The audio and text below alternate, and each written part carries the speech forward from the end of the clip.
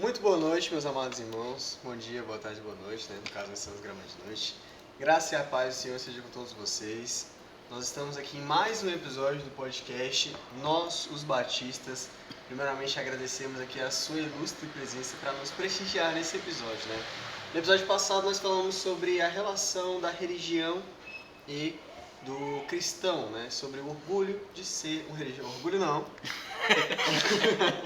Sobre a beleza de ser um religioso e sobre mudarmos a nossa percepção sobre as palavras, né?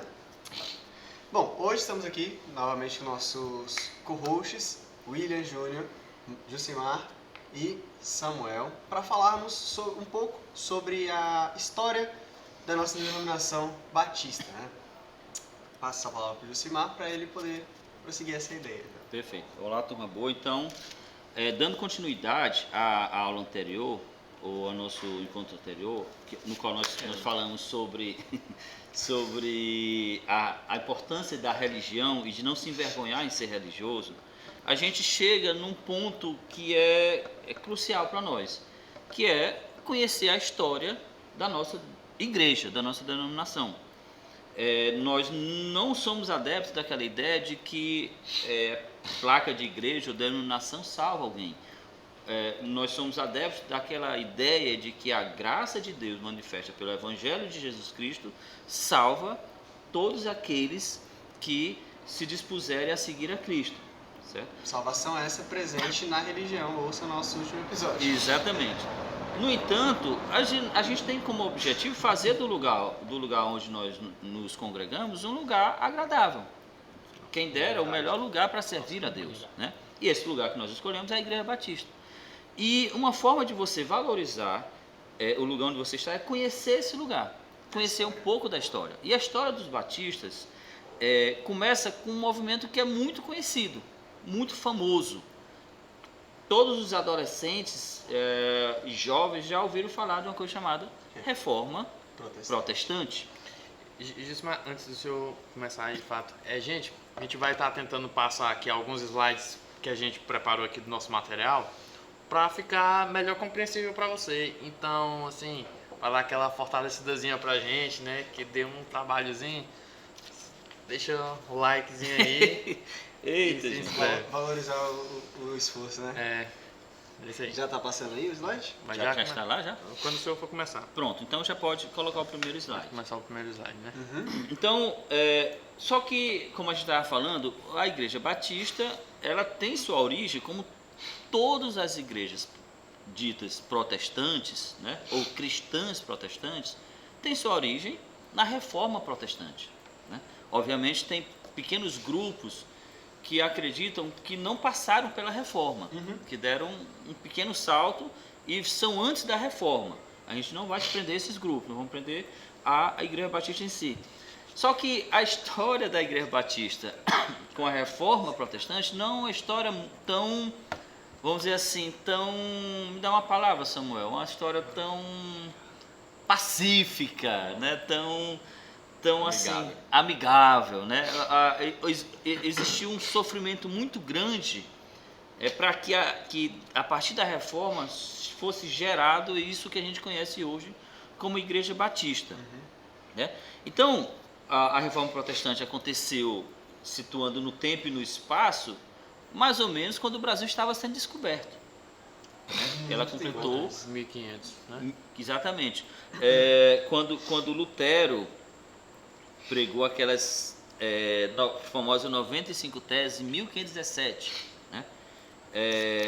Vamos dizer assim, foi o marco fundador da reforma, mas a reforma ela não começa do nada, né? Existiram precursores, existiam ideias que vinham antes disso, que foram se acumulando, das quais ideias o Lutero teve a informação, e não só ele, né?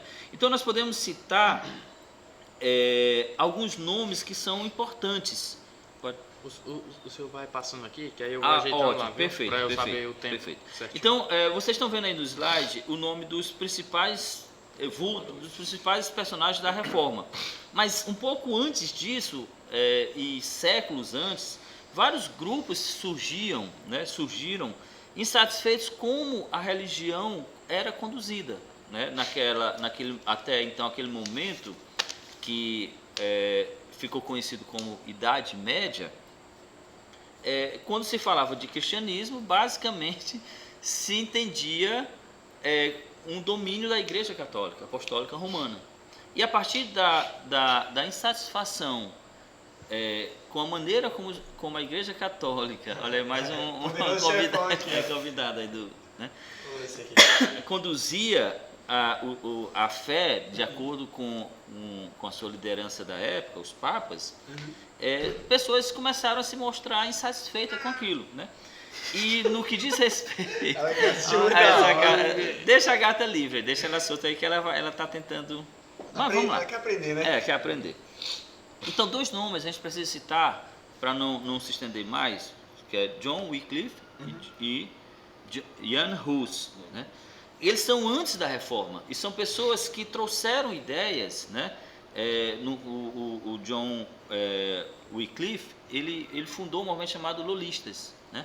Na verdade era uma designação pejorativa que as pessoas tinham com relação a isso, que era o tipo assim, era pessoas que eram chamadas como se fossem os questionadores, os revoltados, aquela coisa toda, né? E eles tinham algumas marcas interessantes que a gente vai começar a identificar ao longo do tempo. Uma delas era a necessidade da fé para se tornar um adepto do cristianismo, né? Porque até então você nascia dentro da religião do lugar onde você estava. Já herdava a religião, né? Não tinha como fugir, né? O pedobatismo era uma referência disso, né? Como se você se tornasse cidadão, ali é o momento que você se batizou. Exatamente.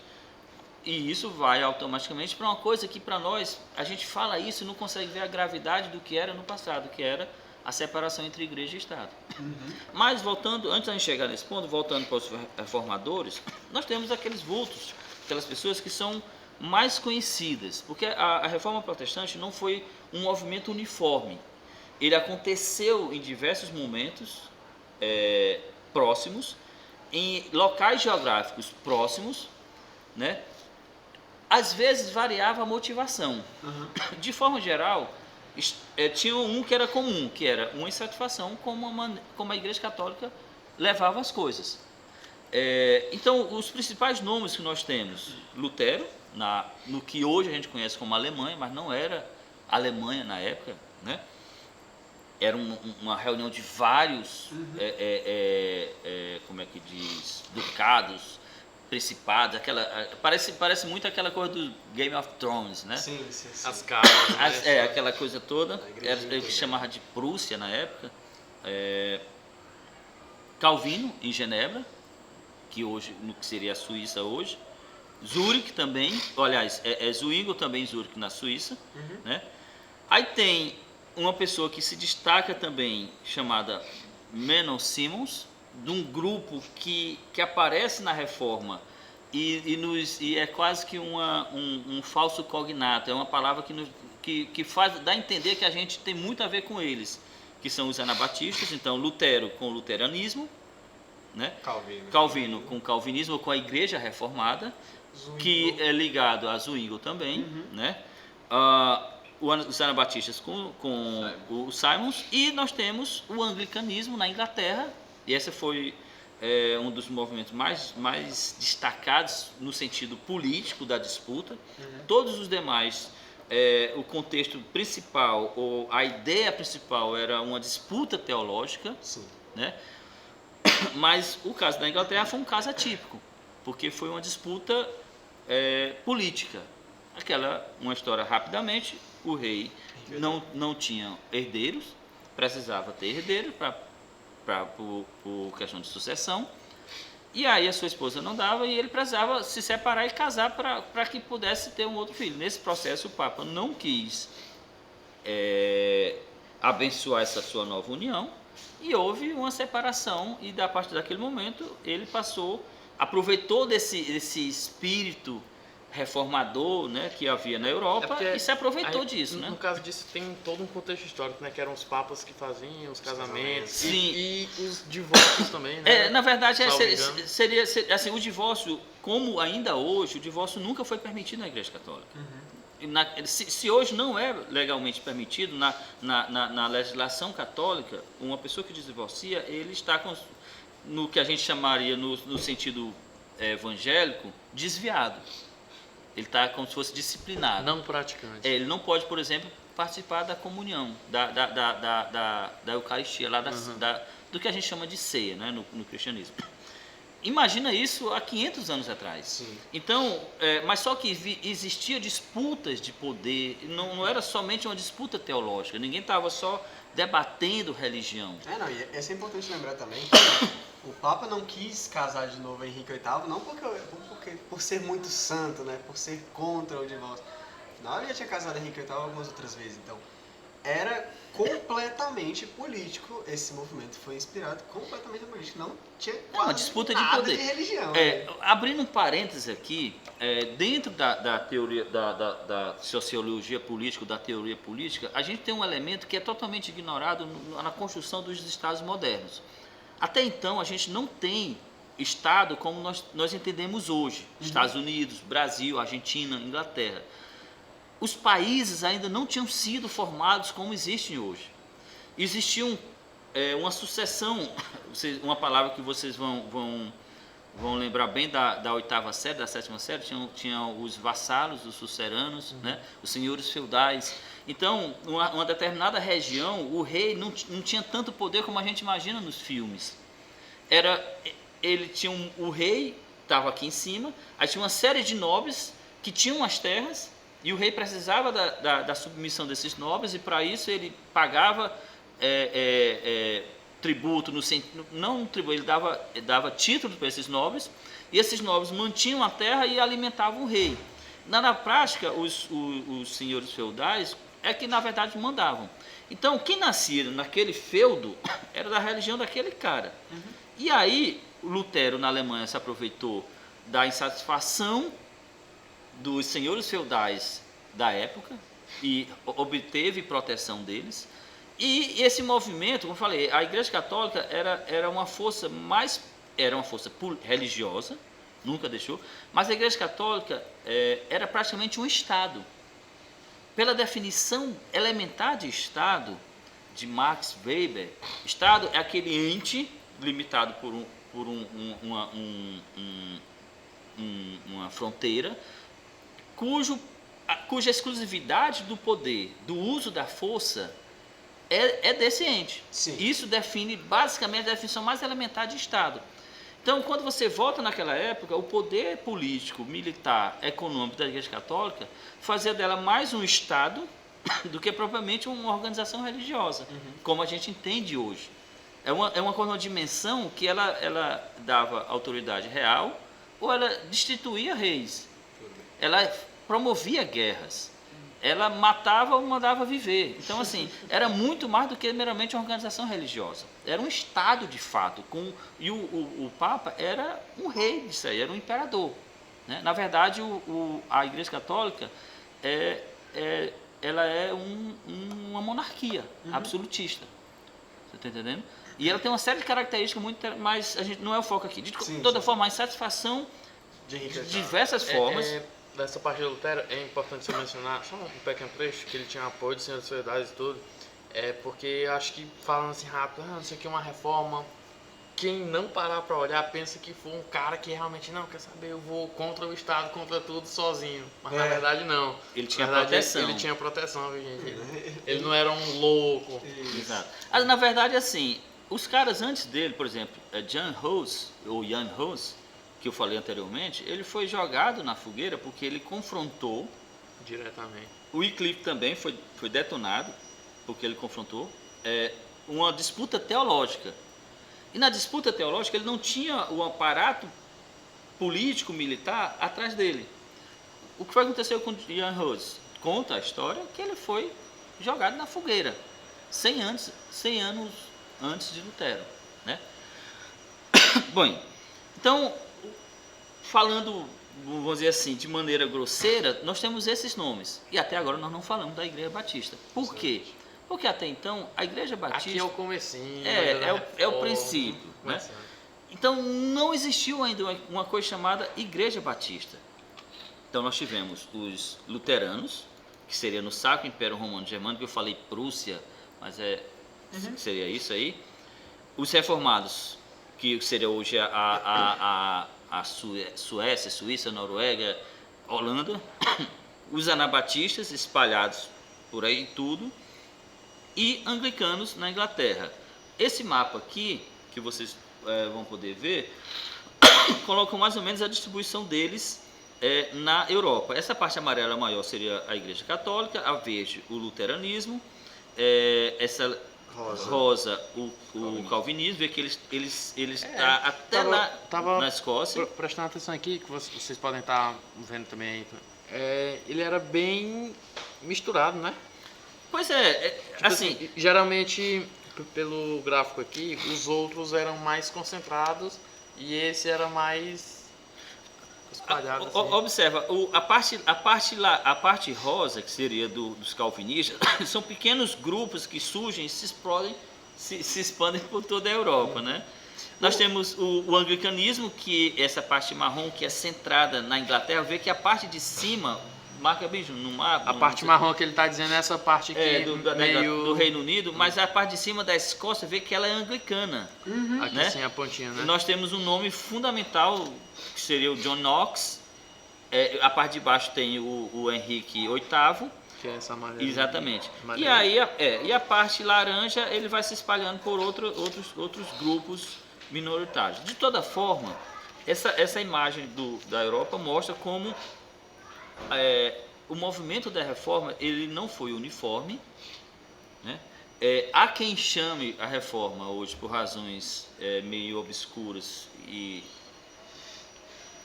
loucas. Eles não querem mais chamar de reforma, querem chamar de revolução, e eu discordo inteiramente, porque o intento original deles não era destruir o que estava sendo estabelecido, mas aperfeiçoar. O próprio Lutero jamais quis acabar com a Igreja Católica. Ele quis fazer com que a Igreja Católica passasse a funcionar da maneira que ele julgava correta, né? Que as pessoas fossem, não precisassem, uma palavra que é muito comum, não precisassem pagar indulgências para supostamente ir para o céu, né?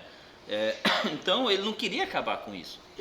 Desse mapinha aqui, se você me permite, eu queria tirar uma dúvida. Os calvinistas aí, que a gente vê a zona de domínio calvinista, por que eles eram tão espalhados assim? Tipo assim, eram em alguns lugares meio no meio do domínio católico em si. Essa região que nós temos aqui, que você tá vendo, vê que seria o que a gente entende hoje como a França. O calvinismo, ele se espalhou, ele Calvino era francês. Então, essas regiões aqui, hoje a gente entende como a França, mas até então eram regiões autônomas ou semi-autônomas, como eu falei. Eram regiões que o príncipe ou o nobre ou o duque daquela região, dependendo da familiaridade ou usar uma palavra de hoje, da treta que ele tinha com Roma, ele poderia aderir ou não àquele movimento reformista. Então é por isso que você vê todo salpicado. Por exemplo, a própria Inglaterra, você vê que a parte superior da Escócia, ela está marcada como calvinista. Ela praticamente toda. Exatamente. E a Escócia vai ser fundamental no movimento da Reforma Protestante do lado calvinista, e tem tudo a ver com o movimento batista, né? E aí nós vamos para... Porque eu falei isso porque é interessante, né? Porque a gente vê que a região dele não foi, pelo menos nesse mapa, não é uniforme. A maior parte dele em si, ele se espalhou, e onde ele estaria mais... E você vê aqui, logo mais em cima, onde tem os Países Baixos, que a gente entende hoje como... a Holanda é o mais famoso dos Países Baixos, né? Tem vários uma confederação lá, vamos dizer assim, como se fosse uma junção de vários estados, e nós conhecemos mais a Holanda. Então, essa região também se tornou majoritariamente calvinista, e ela também foi fundamental como um local de liberdade religiosa, um local onde as pessoas poderiam ter algo que era raríssimo, poder exercer a fé de maneira livre, ou relativamente livre, né? sem tanta perseguição. De toda forma, nesse mapa nós vemos como o movimento da reforma se espalhou por toda a Europa, certo? Sim. Então, como já foi falado, nós tivemos precursores, né? Nós tivemos os principais nomes, alguns nomes que se destacaram, e tem um grupo específico que começou a se destacar, e aí a gente começa já a traçar uma linha, né, de como a Igreja Batista se estabeleceu, né? Até então, como eu disse, você já tinha a Igreja Reformada, já havia disputas teológicas fortíssimas entre arminianos e calvinistas, né? As confissões de fé reformadas já estavam sendo escritas, né, na Bélgica, nos Países Baixos, né? E até agora não temos os batistas. Onde é que estão os batistas? Pronto. O próximo gráfico vai começar a mostrar como o processo de construção da identidade batista Era um pequeno embrião. foi se aperfeiçoando dentro desse movimento da reforma. Então, eu não sei se vai ficar visível para você. Tá. Deve tá, né? Tá. No YouTube tem a opção de você dar um zoomzinho assim, acho que dá pra você O próximo slide ver vai aí. fazer isso. Você só tem essa escala grande. Eu vou passar o próximo slide. E aí você tem aqui, ó, essa primeira parte, o que é que você tem? Os principais grupos: luteranos, reformados, anabatistas, populares, independentes, e anglicanos, que ficou lá. Jucimar, deixa eu te fazer uma pergunta. Luteranos eu sei quem são. Os que seguiram as ideias de Lutero. Os reformados, quem seguiram as ideias de Calvino e Zwingli, né? Quem que é esses anabatistas? Por que o nome deles se parece tanto com os nossos, assim? Os anabatistas foram aqueles grupos. Ou melhor, aproveitando o gancho dele, por que o nome Anabatistas? O que significa Porque, por esse exemplo, anabatista? Luteranos, Lutero. Não Sei se era isso, talvez você tenha perguntado. Calvinistas, de Calvino, mas Anabatistas. Foi algum seria assim. William Batista? Observa, Meu nome seria é mais isso. interessante, já que vamos dizer assim, o fundador Era uma pergunta desse- que não desse- estava no roteiro. gente. não desse grupo aí, seria Volta aqui? volta bem o nome bem aqui para me pegar aqui, Lá pro iníciozinho. Mais um. aqui, os Simons, né? Então, o que é que diferenciava esse grupo, os anabatistas? No caso, Simon. Eles eram grupos de reformadores, vamos dizer assim, que eles distinguiam-se, eles tinham algumas distinções entre os demais grupos. A primeira coisa que a gente pode ver é o seguinte, é que eles não tinham uma identidade uniforme como os demais. Segundo ponto é que eles faziam uma coisa que os outros não faziam. Que é? Eles rebatizavam. Rebatizavam. Exatamente. E isso causava uma estranheza muito grande. Os Anabatistas. Os anabatistas. Só que assim, não era só isso que caracterizava eles. Mas para a gente chegar no ponto do Batista Por e isso, tirar uma dúvida. Batista, muita gente diz, Batista por causa do batismo. Exato. Tudo. Porque o seguinte. Batista. Provavelmente deve ter uma coisinha, mas... O fato é o seguinte, o fato é que os anabatistas, eles são uma pegadinha na história do Batista. Porque eles, na época, eles eram muito mal falados, inclusive posteriormente pelos próprios Que batistas. interessante, né? Os Batistas Eles- falando mal dos Anabatistas. É sério, é assim, eles eram um pouco separados dos demais grupos reformadores, porque tinha uma outra característica que eles não, como é que eu posso dizer? Eles não eram racionais no estudo das escrituras como os outros. Certo? Eles entendiam as escrituras de outra maneira. Eles tinham mais um ar de espiritualidade. Eles pareceram mais um pouco como uma seita, Os Anabatistas. sim, dentro do movimento reformado. E quase ninguém gostava muito de se aproximar deles. Né? Saquei. No decorrer da história aí, a gente vai ver que eles... Eles eram meio... Assim, era... um grupinho que ficava de lado, né? Eles ficaram mais na deles assim, porque eles... observa, Lutero, geograficamente, ele ficou restrito a uma região. Calvino e Zwingli a uma região. os anglicanos a uma região. Que era a Inglaterra. Os anabatistas não tinham um país. Estavam em todos os lugares, né? Eles eram dispersos. Eles não tinham, por exemplo, como princípio, pelo menos é por isso que na separação aqui coloca assim, ó, anabatistas e populares independentes, porque era um grupão que misturava tudo, não era só os anabatistas. Existiam vários grupos que não se enquadravam dentro disso aí. Por exemplo, tinha gente que achava que não deveria juntar igreja e Estado. Dentro desses grupos, tinha pessoas que não esperavam que o cristão fosse cristão por ter nascido num território cristão. Estava aqui dentro. Vou dar um exemplo. Devido à tradição luterana, né, por muito tempo, quem nascia na Alemanha, mesmo que não fosse declarado luterano, mas lá se pergunta, lá se a pessoa, qual a religião dele. Né? Hoje, com as mudanças, já está mais fraco. Mas todo alemão, cidadão alemão, paga um imposto para a igreja luterana. Você está entendendo? Ainda hoje? Sim, ainda hoje. É muito interessante a gente ver que dentro desses pequenos grupos estavam ali presentes os conceitos que temos hoje. Exato. Então, por exemplo, dos anabatistas, nós rebatizamos agora, entendeu?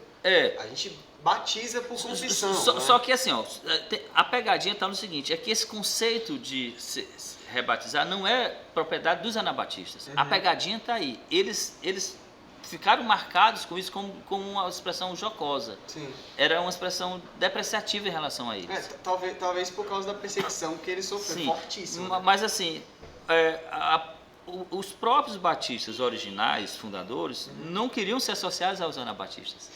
Porque as práticas dos anabatistas eram mais para... era mais no sentido assim, de misticismos, eram ligados a uma turma assim mais... Você está entendendo? Era meio... Não eram tão racionais. Era mesmo aquela, sobrou a gente aqui, pois vamos se juntar. Seria tipo isso? Tinha assim, não eram só eles, existiam vários grupos. Tinha um pouco de tudo. Que não se enquadravam, por exemplo, que chegavam assim, ó, nós estamos aqui na Inglaterra e nós não queremos ser súditos do rei Henrique VIII, ou do próximo rei lá qualquer, e nós não queremos ser anglicanos por causa disso. Então vocês têm duas opções, vocês vão ser assassinados, porque isso é um crime contra o Estado, e os caras fugiam. E aí eles iam para um lugarzinho que um príncipe poderia recebê-los e ficariam relativamente protegidos naquele lugar. E dali se estabelecia um grupo, uma seita, uma religião, uma coisa assim. Uma célula, qualquer coisa assim. Era um pequeno grupo, pequeno em pequeno. Mas de toda forma, nesse gráfico aqui a gente tem os principais grupos, né? Mais coesos. Luteranos, não, é esse mesmo, é esse aí. Luteranos, os reformados, né? Então, luterano vai para Lutero, reformados, Zwinglio e Calvino, né? Aí nós temos os anglicanos, é um grupo coeso, Inglaterra, e nós temos os anabatistas e populares independentes. Era o grupão lá, os caras que apareceram também, não concordavam com a roupa, não concordavam com a música, não concordavam se podia fazer a ceia com pão, com não sei o quê, e assim, estava um movimento de efervescência, de loucura, que a gente não consegue traduzir no nosso tempo. Vocês talvez não tivessem idade ainda para lembrar, mas aqueles movimentos que aconteceram, por exemplo, no Brasil em 2013, quando teve uns movimentos de revolta no Brasil devido à passagem de ônibus, que foi o estupim. Mas eu lembro. Sim. Eu lembro de tacarem fogo nos ônibus. Sim. O que acontece? Quando acontece um movimento daquele ali, acontece todo tipo de coisa naquele grupão. Às vezes o grupo era no Brasil todo. Às vezes o grupão tem uma ideia, só que... Mas vários grupinhos dentro do grupão. Sim, exatamente, com interesses individuais. Por exemplo, tinha os back blocks, tinha o cara do bem, tinha o cara do mal, tinha aquela coisa toda. Da mesma forma, acontece, por exemplo, quando tem aquelas revoltas nos Estados Unidos, porque mata alguém. Então, assim, eu imagino que a Europa estava desse jeito. Porque o grande império foi afetado no coração. Observe, as pessoas ousaram desafiar Roma. Ousaram desafiar o Papa. você está entendendo? Quem mandava no mundo ocidental era Roma e era Papa. E o pior, quando eles viram que um deu certo, Aí eles falaram, então tem como. vai, exatamente. Aí foram. E aí tá uma coisa que é interessante Você imagina pensar. o tanto que estavam se segurando aí pra isso. Não, pois é, imagina. Só que o movimento da reforma, eu vou pegar uma citação aqui do professor Lucas Gesta, que ele coloca o seguinte, ó. Foi um movimento de reforma da igreja e espiritualidade na Europa, para que esta voltasse à pureza do Novo Testamento. Começou simultaneamente em várias regiões da Europa, mas nas classes intelectuais, nobre, burguesa e entre os pobres. As principais reivindicações eram a fé bíblica, os abusos do clero e do papado, uma igreja nacional e acesso de todos à Bíblia. Só que, olha só, Essa citação? do professor Lucas Gestas. Sabia? Da onde Sim, é? sim, ele é um professor, como é que eu posso dizer assim, o coordenador da pós-graduação em História do Cristianismo e do Pensamento Cristão do Seminário Batista do Rio de Janeiro. Professor Lucas Gess, Queremos se você estiver assistindo aqui. aqui, você é nosso convidado de honra pra Ele é falar um cara sobre- muito, assim, em termos de cristianismo oriental, do cristianismo antigo, talvez ele seja uma das maiores autoridades do Brasil nisso. Ele conhece de uma forma que um tipo de informação sobre o cristianismo que nós, às vezes, nem sabemos que existe. O cristianismo que é praticado na Síria, que foi praticado na Síria, na Etiópia, e diversas que a gente perdeu isso, né? O cristianismo da igreja ortodoxa, né? Sim, mas aí complementando, nesse mesmo sentido, ele nos informa que a Europa naquela época era um turbilhão de transformações, sofrendo profundas mudanças em diversas áreas, não só a religiosa. Estavam acontecendo mudanças geográficas, políticas, econômicas, tecnológicas, sociais, que afetavam tudo. O que acontece? Grandes navegações, invenção da imprensa ou expansão da imprensa, as máquinas começaram a ser desenvolvidas, a revolução industrial está bem ali assim. Nós estamos, obviamente, na época, no tempo cronológico, do que a gente chamou das grandes navegações e na era comercial. Mas o mundo estava descobrindo a ciência. O cientificismo estava dominando a mente lá. Começaram a surgir as grandes universidades.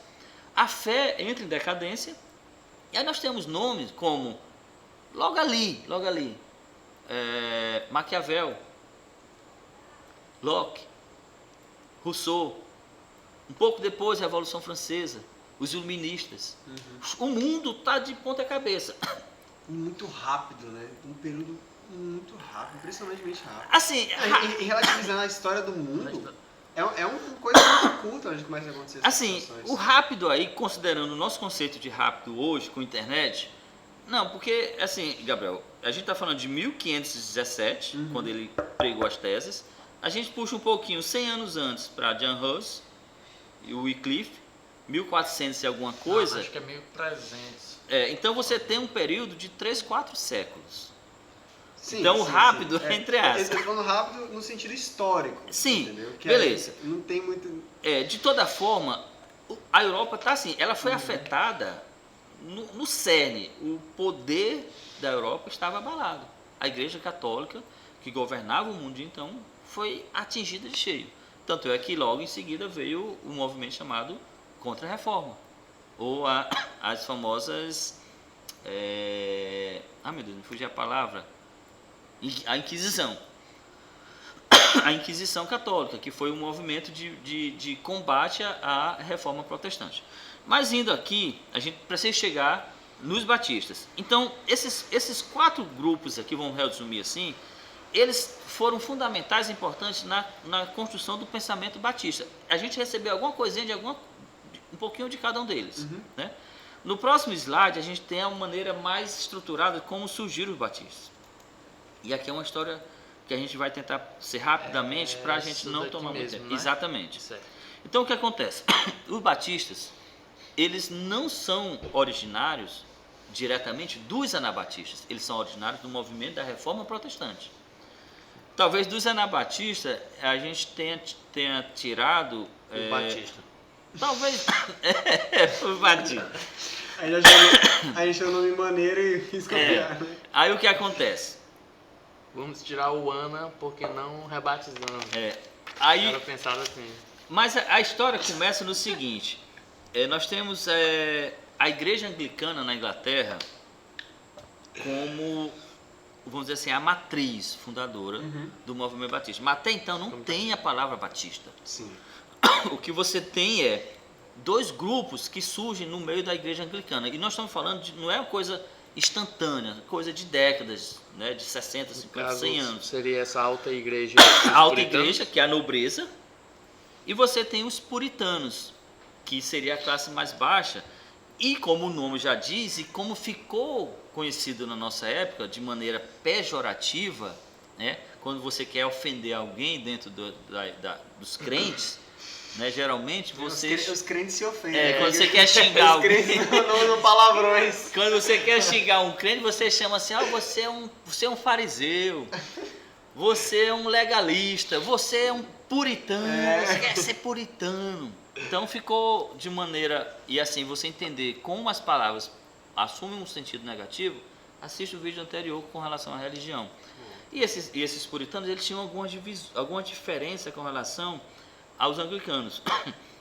Alguns achavam que a igreja da Inglaterra não deveria ser uma igreja submissa ao imperador. Ainda hoje a igreja anglicana, o líder máximo da religião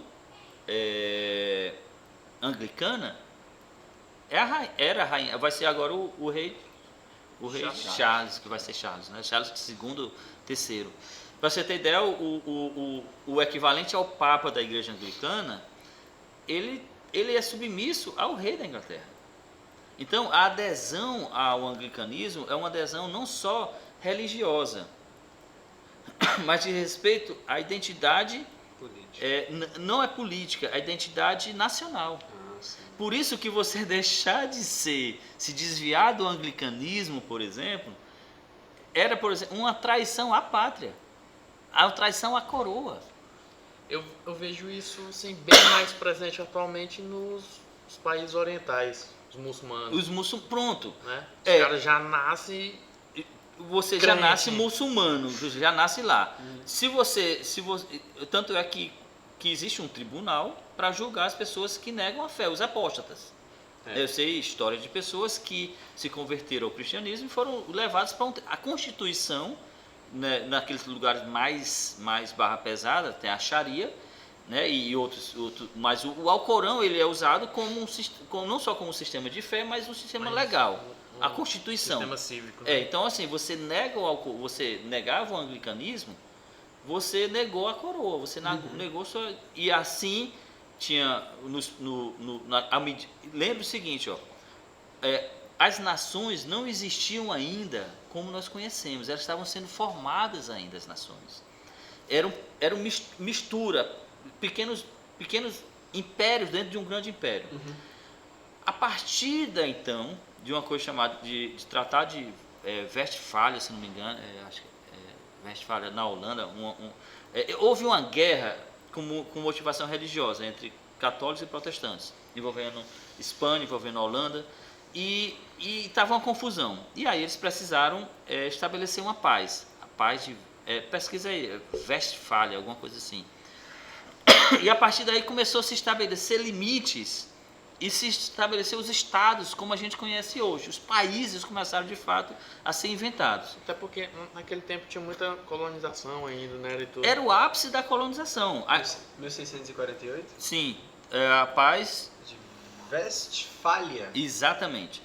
Então observa. Entre os Munster e Onabruque. Tá. Mas voltando para cá. Então a gente tem dentro da igreja anglicana uma divisão. Alta igreja e os puritanos. Dentro dos puritanos existe uma segunda divisão, que são os conformistas e os não conformistas. Aquela turma diz assim, não, a gente fica... como é que eu posso dizer? A gente fica na igreja da Inglaterra como ela está, ou a gente precisa reformar ainda mais. Cara, eu acho isso muito louco, porque, por exemplo, eu imagino nesse tempo, né? Eu sou puritano, certo? Mas você é puritano não conformista ou conformista? Cara, não, eu sou puritano não conformista anglicano. Pronto, aí daí, observa, puxando... aí daí vem um outro grupo. Deixa eu só pegar bem aqui o texto que eu... que eu vou me orientar aqui, que era o seguinte. Os não conformistas. Os Né? não conformistas? Aí tinha os puritanos, exatamente. Aí dentro os puritanos, então, tinha a igreja anglicana, Ok. a alta igreja e puritana. Ok. Dentro dos puritanos tinha os conformistas e não conformistas. Dentro dos não conformistas, aqueles caras que diziam assim, a gente fica onde a gente está e a gente vai reformando, transformando, que eram os não separatistas.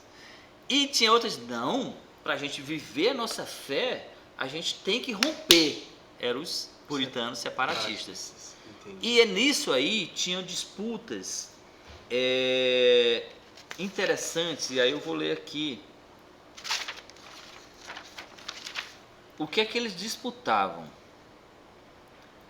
Olha só, dentre os não conformistas existiam aqueles que ainda frequentavam a igreja na Inglaterra, não participavam de certos serviços religiosos e se reuniam regularmente com outros puritanos, os chamados não separatistas. Também existiam entre os não conformistas os separatistas que se separaram totalmente da igreja da Inglaterra. Dentre estes separatistas temos diversos grupos. Um deles são os independentes, também chamados de barrovistas, ou baonistas e congregacionais. Eles condenavam o sistema episcopal e sinodal presbiteriano. Defendiam que diversas congregações eram igrejas autônomas, já lembra alguma coisa? Mas que deveriam colaborar umas com as outras. Já está pertinho. E aí, então nós temos aqui os grupos independentes. E do outro lado nós temos quem? Os batistas. Os batistas. Finalmente. Chegamos! Finalmente. Graças a Deus. Um E é processo, isso, gente, pra... Brincadeira. um processo de depuração, de disputa teológica, de briga política, de briga mesmo real, Física, né? briga física. Lutero prega as teses em 1517. Nós já estamos aqui em 1600 e alguma coisa. Já se passaram 100 anos de disputas. E aí nós temos, para não perder a prática, Né?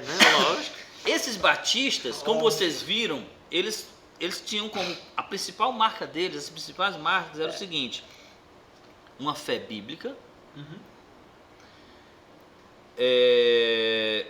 a separação entre igreja e Estado, ou a não submissão da igreja ao Estado, o batismo de pessoas convertidas, adultas, Qual é o nome do Batismo por confissão. confissão? por confissão, Entendi. né? E a igreja independente, mas colaborando com as escolas irmãs. Diferente do sistema episcopal que o presbiterianismo e o luteranismo e o anglicanismo herdaram, de certa forma, da Igreja Católica, onde tem o Papa e tem os bispos e tem todos os líderes abaixo, né? E o povão não domina nada. Nós temos no sistema batista o modelo inovador, congregacional. Olha só, nós estamos falando de 1600 e alguma coisa, 1700 e alguma coisa, e as pessoas estão dizendo assim, quem vai ter que decidir os caminhos que a igreja vai seguir, não vai ser uma estrutura de poder lá em cima, vão ser as pessoas que se congregam aqui, elas vão decidir isso. E isso era absurdo. As assembleias, né? Isso é absurdo, sabe por quê? Porque esvazia o poder da liderança, quebra toda a hierarquia da igreja. Embora se crie uma nova hierarquia, mas uma hierarquia menor. Nenhum grupo social, isso existe uma lei da sociologia de Duverger que fala sobre isso. A lei de ferro das oligarquias. Isso é uma outra história que a gente pode conversar outro dia. Mas o que acontece? A estrutura grandona, aquela que começa com o pároco, com o padre, que vai para o arcebispo, não sei o quê, que vai para o cardeal, que você nunca chega no Papa, na Igreja Batista rompe com isso. Então, nesse sentido, a Igreja Batista também ela não teve uma vida fácil pela sua própria forma de governo. Porque ela quebrava essa hierarquia, de certa forma, era um choque nisso aí. também, com muita facilidade, eles eram acusados de traidores da nação, ou traidores do príncipe ou da coroa, porque eles diziam assim, não, só porque eu nasci na Escócia, eu não sou obrigado a ser calvinista. A liberdade de culto está intrínseca à origem do batismo. Não foram os batistas que inventaram isso. Eles buscaram isso, eles se refugiaram em regiões que precisavam disso, da prática. É muito bonito a gente perceber que o cristianismo tem parte principal na ideia da liberdade religiosa. Total. Algo que hoje é dito de forma tão ignorante em relação ao cristianismo, né? Sobre nós sermos os intolerantes, nós sermos os que perseguem. Mas espera aí, se não fosse pelo movimento do cristianismo e os batistas, não haveria a liberdade religiosa. Absolutamente, Entendeu? absolutamente. Então hoje a gente vê muitos discursos sobre a laiquidade do Estado, o Estado é laico e tal, mas essa liberdade teve um preço, entendeu? Gabriel Samuel Júnior, sabe qual foi a grande contribuição da Reforma Protestante para a humanidade? Ela inventou uma coisa chamada pessoa, indivíduo, um cidadão com direitos. Porque observa, quando Lutero diz assim, o justo resgata isso, o justo viver pela fé, ele resgatou um conceito que estava na Bíblia, estava parado ali. E que o indivíduo deixou de se existir como pessoa, como imagem e semelhança de Deus, como uma pessoa observa. Um dado momento você não consegue, nem pode nem ler a Bíblia, porque você não tem leitura, você não é letrado, e é até um livro proibido, de certa forma. No entanto, chega o Lutero e diz, olha, você não só pode ler a Bíblia, como pode ler a Bíblia no seu idioma. E tem mais, você pode falar diretamente com Deus. Então, se você consegue falar diretamente com Deus, se quebra toda uma estrutura de poder temporal com relação à sua relação com a divindade, com a religião. A partir dessa percepção se criam outros problemas. Mas a grande inovação, a grande contribuição da Reforma Protestante para o mundo é uma pessoa com direitos. Você é a imagem de Deus. Você é um justo que vive pela fé. Você é um sacerdote. Resgatou um conceito paulino. Ele não inventou isso, eles resgataram isso.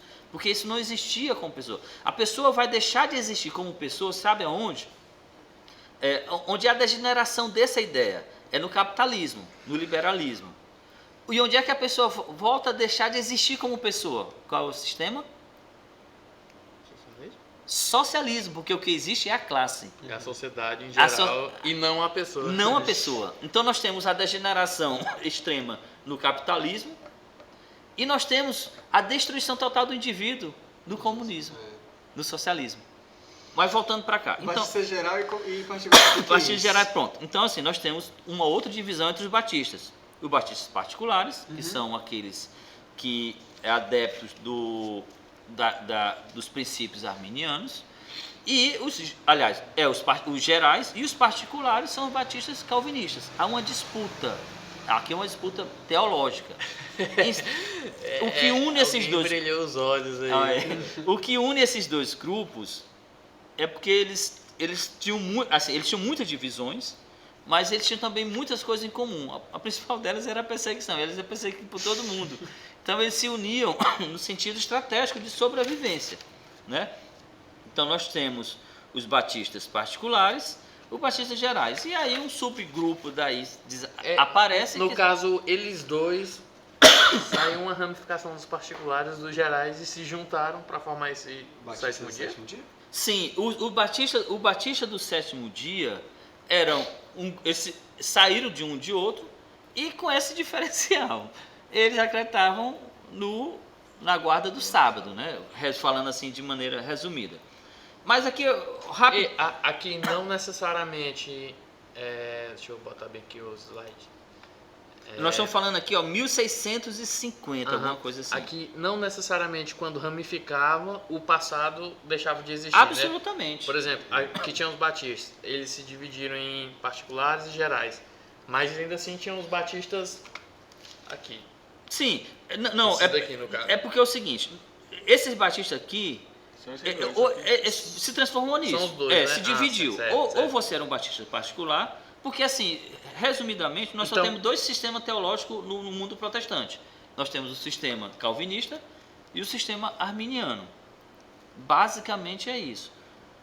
Então, a divisão foi nesse sentido aqui. Então, no Batista do Sétimo Dia foi onde unificou novamente todos. Não. Eles se tornaram como se fosse uma seita dentro da igreja batista. Eles se afastaram do batistismo. Eles estão aqui só como uma nota de rodapé para tirar a certo. ideia do que os Certo, adventistas inventaram isso. Na verdade, eles também, os adventistas também são fruto do batista. Basicamente isso. Eu botei isso aí só para constar. Beleza. Só pra...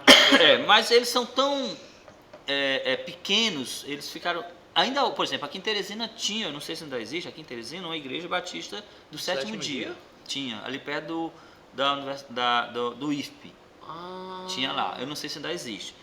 Eles são muito discretos, porque é uma mensagem muito restrita, né? E a igreja adventista assumiu o protagonismo dessa mensagem apocalíptica do sábado. Tudo bem. Mas o foco não é a igreja adventista, o foco são os batistas. E aí, entre os batistas, nós temos essa divisão básica. E são interessantes algumas divisões. Eu vou mostrar algumas separações que tinham entre eles, olha só. Esses daqui? Exatamente. Deixa eu passar aqui. Vamos lá, diferenças. Os Vai particulares. Vai ficar um pouco ruim de ler aí, gente, mas Vamos lá. vocês dão um zoom. Os particulares eram calvinistas ou reformados. Os gerais, arminianos. Ótimo. Os particulares, a igreja era local e autônoma. As gerais eram igrejas ligadas a associações. Os particulares eram próximos dos presbiterianos. Os gerais eram próprios dos quakers, que era uma seita espiritualista também, que surgiu na época da Reforma e se espalhou pelos Estados Unidos e pelo Canadá. Na igreja particular tinham os presbíteros, pastores, diáconos, mensageiros, e esses mensageiros não mandavam na igreja. Nos gerais, a única diferença é que esses mensageiros eles mandavam em várias igrejas, como se fosse um pastor supervisor. Os particulares eram mais ligados à liturgia puritana e bem mais fechada, mais formal.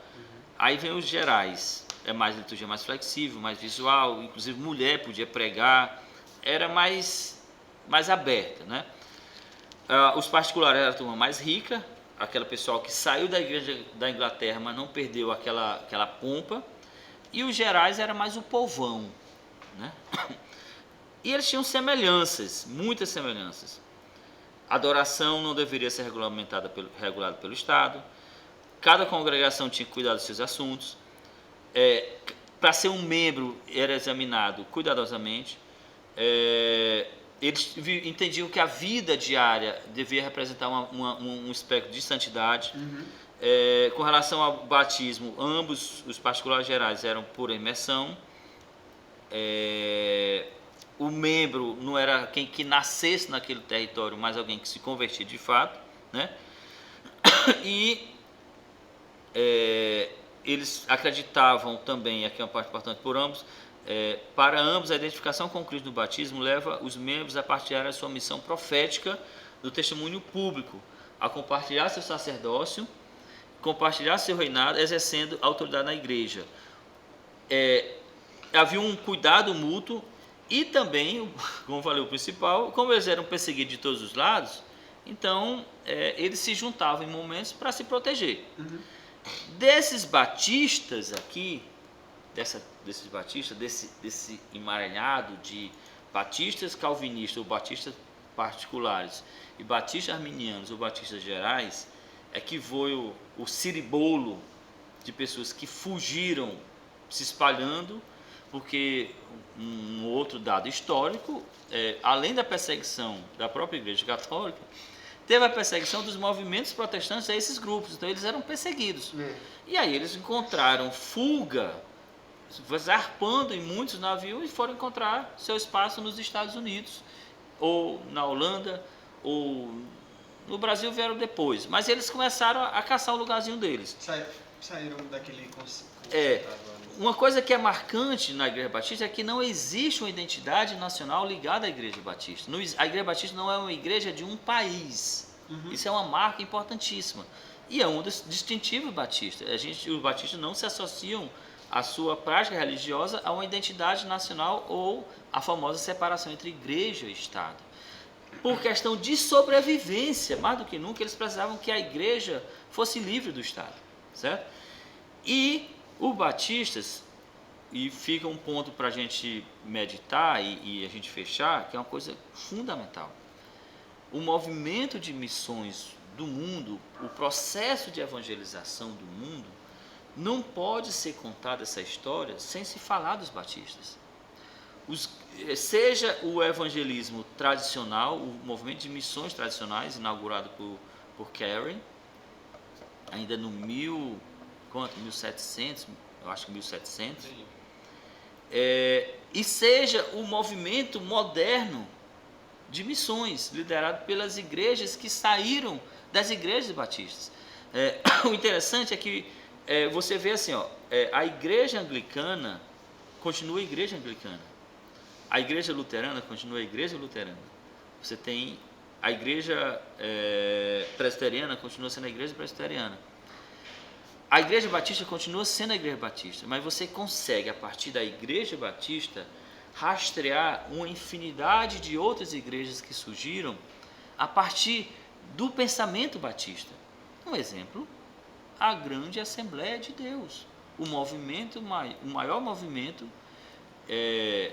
considerado de avivamento, de evangelismo, de conversão do século XX. Acho que a maior igreja em adepção de membros aqui do Brasil é da Assembleia de Deus. Da Assembleia de Deus. E a história da Assembleia de Deus está intimamente ligada à natureza batista. Então, a gente percebe, e aí um ponto para pensar é o seguinte, esse processo de depuração que os séculos, as décadas fizeram acontecer com os batistas, foi levando a igreja batista para uma especialização. De certa forma, os batistas se especializaram em evangelizar o mundo. Não que os outros grupos não evangelizaram. Os luteranos evangelizaram, os presbiterianos evangelizaram, os anglicanos evangelizaram e continuam fazendo.